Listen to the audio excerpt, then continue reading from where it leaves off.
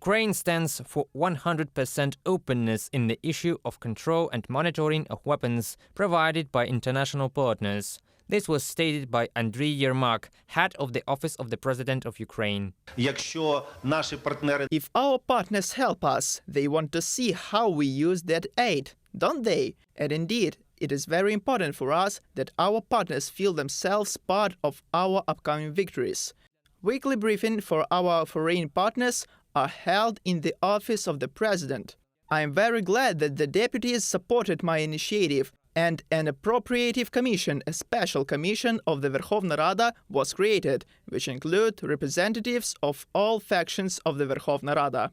A temporary investigative commission of parliamentary control over the use of material and technical assistance from Western partners has already started working. The head of the commission, People's Deputy of Ukraine Rustem Umerov, wrote about this on his Facebook page.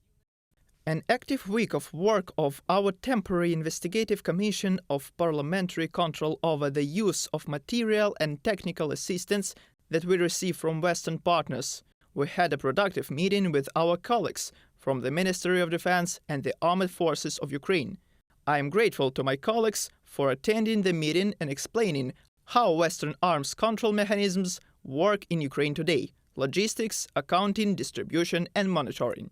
Rustem Umerov, People's Deputy of Ukraine, Golos Party faction, on Facebook.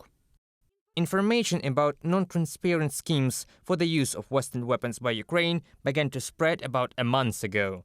Ukraine denies such statements, calling them profitable for Russian propaganda. Thus, Ukrainian Foreign Minister Dmytro Kuleba called on the CBS channel to conduct an internal investigation. In one of the materials, CBS said that only a third part of Western weapons ends up on the Ukrainian front lines. You have deceived a huge audience by spreading unfounded claims and undermining the credibility of the supply of vital military aid to a nation that is resisting aggression and genocide. An internal investigation should be carried out. Who and why allowed this? Dmytro Kuleba, Minister of Foreign Affairs of Ukraine, on Twitter. The Ministry of Defense of Ukraine announced that the mechanism of monitoring and control of delivered weapons has been launched, and they are already being carried out jointly with Western partners.